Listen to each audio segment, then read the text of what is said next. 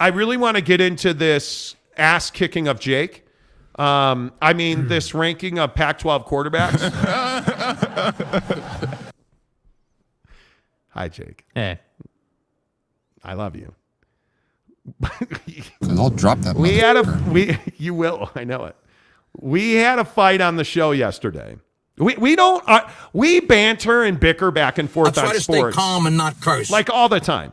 Like he slanders everybody I like. He tries to score with all my chicks. Like that's who Jake is. Those statements are not true, and I ask that you strike them. I will not.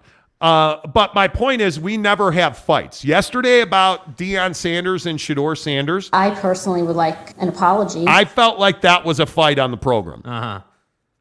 Yeah. So let's get into it a little bit.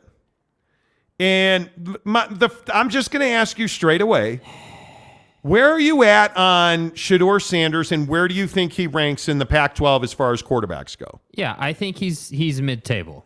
He's not like he's top mid? 3. Yes, he's mid. I think that you just called Shedeur Sanders mid. I think that I think if his dad wasn't coaching, I think if Deion Sanders was not a coach, Shedeur would have been in a P5 program from the start. He would have been. Yes. I think that the people who are like, oh, well, if this kid's so good, why did he go to Jackson State or why did he play at that level? It's like, well, he wanted to play under his dad. You totally understand that. I get that. Absolutely. So, yeah, I think he's got big arm talent. I think he's a good decision maker. But I think that, there's going to be an adjustment playing P5 talent. There always is. There always has been. There always will be. It's just the way the game works, There's an adjustment when you go from college to the NFL. There's an adjustment high school to college. Like, there's going to be an adjustment when you're essentially playing I guess average talent and you're going up and playing elite talent now, even in the Pac-12. You're playing some of the best athletes that the college ranks have to offer. So I would say that he's mid-table. A lot of people have him like 7th or 8th in the conference. You could make a case that come on. You could make a case better than that. Yeah, like you could make a case that he's better than, Ungalale. You could make a case that he's, I'm not going to sit here and try to make the case that he's better than Cam Rising, but he's clearly not better than Cam. Is he better than Drew Pine at Arizona State? Yes, he is. Is he better than Dante Moore at UCLA? Yes, he is. Jaden Delore at Arizona. Ooh. But what is, and I'm not trying to get all philosophical or make it complicated, but what does better really mean? Because like with Drew efficient passer who does not turn the ball over and can get the ball down the field with his arm and his legs. Yeah. I think Drew Pine is I'm a Notre Dame fan. Drew Pine, you guys will remember, Notre Dame starting quarterback. They said, we're going to make you compete for your job. He said, okay, I'm going to transfer. Right. So he transferred to Dillingham at Arizona State, who's got like 57 quarterbacks. Jaden Delore at Arizona, I think, is close. I look at Delore, and I think that the problem with Jaden Delore is what was his best game last year? Colorado, right? The Arizona-Colorado game. Was 6 touchdowns against Colorado, but Colorado sucked last year, which Jake doesn't want to talk about. Okay? That was last year. Deion Sanders is God. So that doesn't count now. Right. Anyway, I kid. Right. I think Jaden Delore is a better quarterback than Shedeur Sanders. Mm-hmm. So there's one.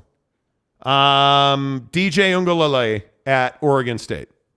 I think Shedeur Sanders is better. I think they're close. That's kind of where I'm like, hey, he could probably edge him out just straight up. But when I look at this list in the Pac-12, I'm like, Dante Moore is young, and I look at Ungalale and I say, okay, well, at least this cat's been around a minute. His time with Clemson, obviously he wasn't great. He was awful. But again, a lot of people say that his struggles were system-based. So we'll see. This is obviously a big year for him. But I would probably take Shedeur because I think if we're just going with athleticism, Shedeur is more athletic than a lot of these guys. I think just on athleticism, I think he's probably top 4. Arm talent, he's got more arm talent than Cam Rising has. I think he's got more arm talent than Bo Nix has, but that doesn't mean a whole lot. Right, yeah. Right? I mean, it's not the talent that you have, it's how you use that talent. Cam Rising is gritty, he's tough, he's determined, he's experienced, he's played in huge games. Cam Rising's better. But DJ Ungalale at Clemson was a terrible quarterback. Right. And when you're replacing a guy like Lawrence, who was all-world, okay, that's a tough nut to crack, right? But I think Uiagalelei, the problem is he doesn't understand how to read defenses. Right. I think him and Dabo had a falling out, and I think Dabo built that program on God's name, image, and likeness. Mm-hmm. Yeah. In God's name, thanks, image, Coach. and likeness. We built this program on NIL. Yes, you did. And that's how I look at it. But I think he's 7th. I think Delora is ahead of him. I think Cam's ahead of him. I think Cam Ward at Washington State is tremendous. I think he's ahead of him. I think Bo Nix is ahead of him. I think Michael Penix Jr. is the great unknown. He's really good. I don't understand why Penix came back. Mm-hmm. Michael Penix at Washington, I have no idea why he came back. I don't understand it. I look at some of his numbers. He threw for 4,641 yards and 31 touchdowns against 8 interceptions, and he didn't go to the NFL. Yeah. Now, is it because he's a lefty and that scares some people? Sure.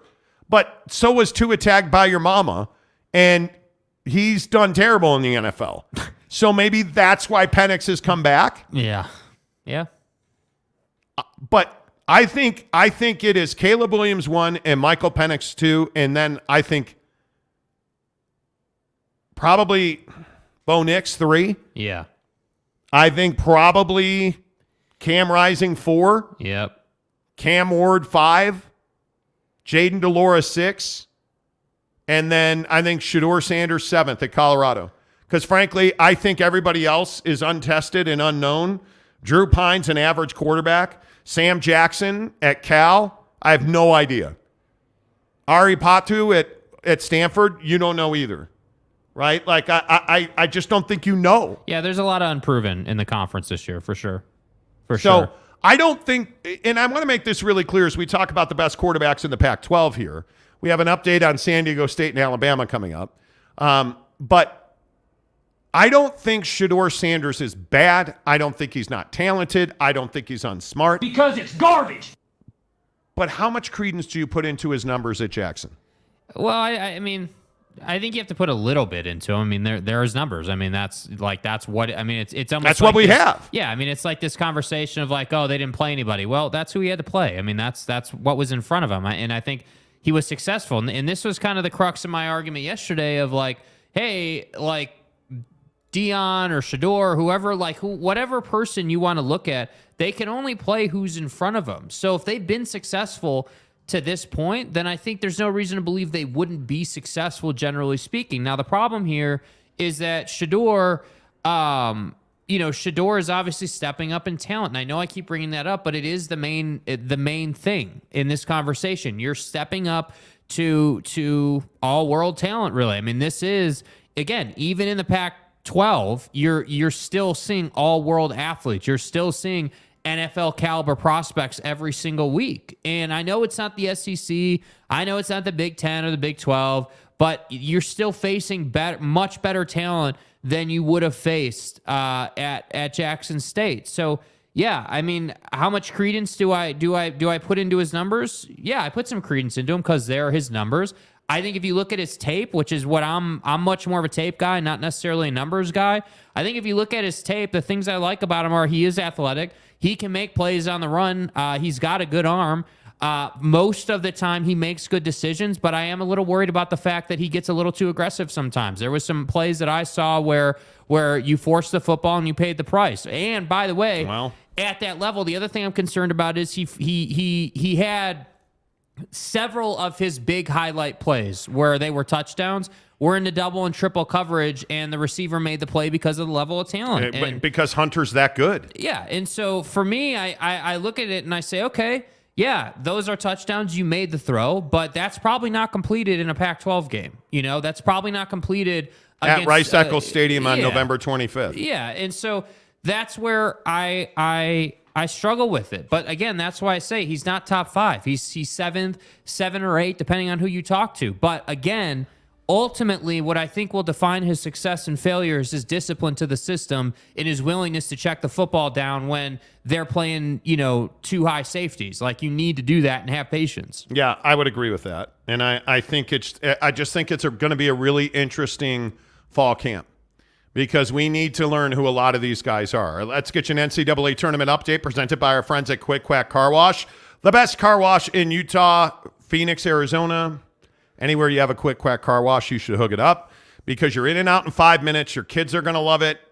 The people that work at Quick Quack are absolutely the friendliest people you're ever going to meet. And I love that you don't have to work with some credit card pagoda thing. You deal with human beings. You hand them your card or they put your license plate in because you have a membership. You tell them what you want. Hey, can I get a Muddy Duck? They punch it into an iPad. Done. Right? That's what I love. You get a high level of service from friendly professional staff. It's cost effective and it's fun and it's fast. And the vacuums are awesome because you have those big floor vacuum attachments. You also have the cup holder and the seat vacuums. Love it. Quick Quack Car Wash presents our NCAA tournament update. San Diego State 8, Alabama 7, 12:39 to go. This is going to be an absolute ball yard school court basketball game. This is going to be a pickup game. And that's what this feels like. It is 8-7, and we're 8 minutes into this game. Yeah, and I think this game favors San Diego State right now. I got to be honest. Like, you've got Miller with 2 fouls. They're diving all over the floor. They're playing a gritty game. Like, this is, if you're San Diego State, you're happy with the start. I have to say, like, you're making Alabama's life difficult. But again, this is kind of what I was talking about last hour with this. Alabama is clearly the better team. Just watching the game, you can see, obviously, they're the better team. So the question is, what adjustments are they going to make? I mean, you still got an eternity left in this half. I have to think that the coaching staff will make some adjustments here because they really need to kind of get rolling here on offense. Well, Alabama's 3 of 13 from the floor. Brandon Miller's 0 of 4, and as Jake said, he's got 2 fouls here for Alabama. I think that's a big storyline in this game. I think the fact that Alabama's 3 of 13 from the floor, which is only to be outdone by the 4 of 14 from San Diego State, right? The problem is San Diego State's got 5 team fouls now. So it's just a very sloppy basketball game. Yeah. And it's very different than everything we saw yesterday, certainly. I think the Michigan State game, the K-State-Michigan State game was scintillating, and for a long swath of that game was well played. Obviously, with what Marquise Noel did with the assists and all that, I mean, it was a fantastic day of basketball. That game was just like more polished. That game was much. The whole more night like was more polished. Yeah, they're just like going back and forth. They're putting the ball in the hole. Like you're looking for execution. This game is much more like, hey, who's going to punch each other in the face more? Who's going to be more willing to dive on the ground? Who's going to be more willing to get to the rack and take the foul and make the free throws? Like, that's the kind of game you're looking at here. Yeah. And again, I mean, this is what we talked about. San Diego State is this gritty-ass team that is more than happy to play low-scoring, possession by possession, grind you out basketball. But this is why I told you, the 138 line, -7 for Alabama, I thought was stupid. That's big, dude. That's a big number. I will now again say, if you're going to bet the second half, wait and see what that line is. But -7 was never going to be the right number in this game. And if you bet it pregame, I really hope you took Alabama to win and San Diego State to cover, because that feels like the number here. I think this is going under 138, as I said before. You just knew, oh, wow, and San Diego State gets a bank in 3. Yeah. San Diego State 11-8 with just under 12 minutes to go here. But I just think there's no way that this game was going to be high scoring. They're both too physical and gritty defensively. Yeah. And San Diego State, my biggest concern is if they're going to be able to score and bang with Alabama, their defense is not what I'm concerned about. Yeah. Alabama knocks down a 3, so we're tied at 11. Just about 11 and a half minutes to go in the first half. That's your NCAA tournament update presented by our good friends at Quick Quack Car Wash. Of course, don't forget that you have Xavier in Texas, probably the game of the night, coming up at 7:45. You also have 5:15 with Miami and Houston on CBS. That Xavier Texas game is on CBS as well. So a huge night in the Sweet 16. And this game is just how many guys are going to be able to play in the Elite Eight? Because there are going to be some dudes that are going to be limping around after this game. Like, this thing is ugly as hell, Yeah. yo. Ugly as hell. And you know what, man? Boy, we're just working the trifecta on this show lately. What do you mean? Now the bots are in the chat, Jake. Whoa, we haven't had bots in the We chat. have not in a had minute, bots dude. in the chat for a very long hold time. on. Let me. I'm so bricked up right now. Right? Yeah, dude. What the hell is this? Yeah, we got bots in the chat. You Hey, know. By the way, no gifted memberships today. Don't end the streak on a Friday, dude. Come Yeah, on. well, I should say, hey, let me put the link to join our membership in. Let's get that rolling. There it is right there. If you'd like, you can join for $1.99 all the way up to $10.99, and you want to get access to our exclusive Instagram membership only chat group. We have that for you at $9.99. But we appreciate any level of membership on this show because it really does help the show grow. Gary is asking, is it members only? It is not. It is not actually, Gary. Members only. We opened up the chat to non-members. Yeah, remember we took a vote? Were you here for that? We took a vote because we started the show members only. The chat was members only for probably an hour. And then people were like, hey, it's members only. What about the rest of the people? And we should open it up to everybody. So, okay, fine. I'm just saying. Hey, man, go ahead and hit the like button as well. That really helps the channel grow. We've had over 2,000 views today on the show. We're only at 120. Would appreciate that. Let's see. Utah Jizz says 365 greater than Monty. Less than. Less than Monty? Is that what that is? Yeah, less than. Okay. 365 is a good show. You know. Salty Drunk says, how's Mrs. Monty doing, Monty? She wants to go snowboarding tomorrow. Hey, Monty, what do you think of this? So, real quick, for those of you who don't know, my wife broke her arm on December 5th, snowboarding at Canyons Resort in Park City. She broke her upper tuberosity. And she's diligently rehabbed it, and she wants to get back on the board tomorrow because here in the great state of Utah, we are going to have snowboarding, I think, through May, which is just fucking insane. nuts. But we're going to have snowboarding through May. So it's going to be really interesting to see what happens. She wants to get back on the board. I'm all for it. Yeah. I'm all for it. It's better than going snowboarding with you. You know. You do have this knack for just annoying the living hell out of me. You know. I love you. And Jake and I have a great time snowboarding together. You know. It's great. Brandon Butler says it's got a very 90s Knicks feel to it. San Diego State, Alabama, it does. Totally. Yeah, I agree. I don't, you guys. Yes, Jeremy Callahan. I don't know math symbols. What do you, I thought that was. Okay, no, it's, Guy, it's greater how, than, it's less just than, how F you that. read it. Okay, so it said 365 with the arrow pointing towards 365. So it said. The open mouth was pointing at Monty. Which means it reads 365 is less than Monty. I see what you're saying. Utah Jizz, I appreciate that. I do, but we love 365. Those guys they work hard. They do a great show. Yeah, they do a great show. Mark Hale says, don't ski snowboard with Gwyneth. Jesus, have you guys seen the Gwyneth Paltrow trial? The problem is skiers are assholes, number one. Number two, how do you not know the rules of etiquette? If you can see somebody ahead of you, your responsibility is to protect them. You can't run them down. And they're arguing over who had the right of way. I don't care. You're both guilty. Go your separate ways. Go shove rocks up your hoo-hoo, Gwyneth. You're good to go. Like, get out of here. Just don't come back to Deer Valley, who does not allow guys like me who snowboard into their resorts. Yeah. You know. Christopher Shannon says, screaming A. Are we having like a media poll? No, that drop was screaming A. Yeah. Okay, Utah Jizz says, Paul is by far the most fair. What? I'm way out of this conversation. Yeah, what the hell are we talking about, guys? I'm way out of this. What do we got going on here? Can someone catch us up? Yeah, I don't know what this is we're talking about. The Great Dane, was she suing because she crashed? She was getting sued because there was a collision between Rock Vagina and somebody she ran into. What? Rock Vagina. Yeah, Need a dick. Did you guys not know that story that Gwyneth Paltrow told people to shove rocks in their vaginas, allegedly? Yeah, everyone knows that story. It's just funny that you refer to her as Rock Vagina. Rock Vagina, dude. You know. The Kingston Bunch says ranch bong. Yeah. Okay. Christopher Shannon says the drop. Yes, that was Stephen A. Yes. Tanner T says snowboarders are the worst. It isn't against the law etiquette to run over, spray them when they plant themselves 8 people wide in the middle of the run. I hate that. Yeah.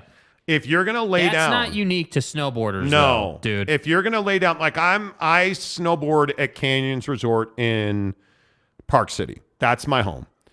And there's a run called Coco Pelli. And it's got a huge drop on it. It's got what is an upper end blue drop on it.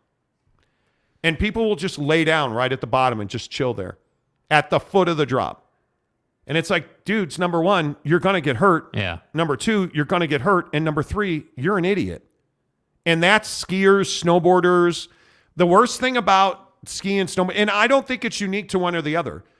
It's parents who let their kids just do whatever they want. Yeah. And so they come screaming out of the trees into the middle of a run and collide with you on a snowboard and then want to blame you. It's like, dude, it doesn't work that way. Yeah. You know, March Madness Gabriel says, geez, this game is messy. It's not a fun game to watch. It's 13-11, 9:19 to go. Alabama up 13-11 over San Diego State and Louisville. And it's an ugly game. This is, I don't know how this, that's a push in the back. Yes, Yeah. it is. I don't know how this game's ever going to, I don't know that this game surpasses 120. I'd be surprised if both teams combined for 120 points. This is an awful, awful game. Gary says skiers greater than snowboarders. Sorry, bro. Hey, that's cool. Jeremy Callahan, now if you were to do a ranch bong while snowboarding, yeah, I don't think so. David Krauser, says skiers are cocky. Stephen McNeely says you should try skiing in South Korea where people picnic in the middle of the run. I cannot stand that. The Kingston Bunch says snowboarding greater than skiing. Yeah. I don't disagree with that. Yeah. Boy, Brandon Miller's now got 3 fouls. Alabama is in for the fight of their life. I don't think they realize that. And it's thankful that Wales Vagina can't shoot a basketball, frankly. I mean, they just cannot knock down a jump shot. Yeah. San Diego State is 5 of 23 from the floor. Brick wall, dude. And just cannot hit it. And they're not even contested jump shots. These are wide open jump shots. And I'm amazed that San Diego State is 6 of 24 now. And Alabama's 5 of 17. Yeah, dude, 1 of 8 brutal. from 3. And Miller's got 3 fouls now, which is a huge, huge deal. By the way, I'd remind now I will say the box says he's got 2. The TV says he's got 3. I'm pretty sure he's got 3. And 0 points. Yeah. So Alabama's in trouble. They're locked 13-13. 8:17 to go on our NCAA tournament update. Thanks to our friends at Quick Quack Car Wash. I'm just telling you, Alabama. I think this feels like Alabama thought this would be easy. That like they didn't come ready to play. Yeah, I think they're kind of working into this game, you know, and for whatever reason, both of these teams just can't make anything, and so you're just getting this like courtyard park style game where you're just battling. And San Diego State just does not look like they can finish. Yeah. I mean, it's pretty remarkable. All right, this hour of the show presented by our good friends at Papa Murphy's Pizza. Make sure you use the promo code Monty25 to get 25% off your purchase of $25 or more at Papa Murphy's Pizza. And make sure you get the meatball marinara. At Papa Murphy's, we do more than just pizza. We do meatballs and marinara. Papa Murphy's does meatballs? Oh, I think you mean I do the meatballs and marinara? And how do you do it, Dad? How do I do it? How do I do it? Oh, well, we do it with savory ground beef Covered in tangy marinara. That's how, honey. At Papa Murphy's, we make great pizza. And don't forget the meatballs. Order now at papamurphys.com.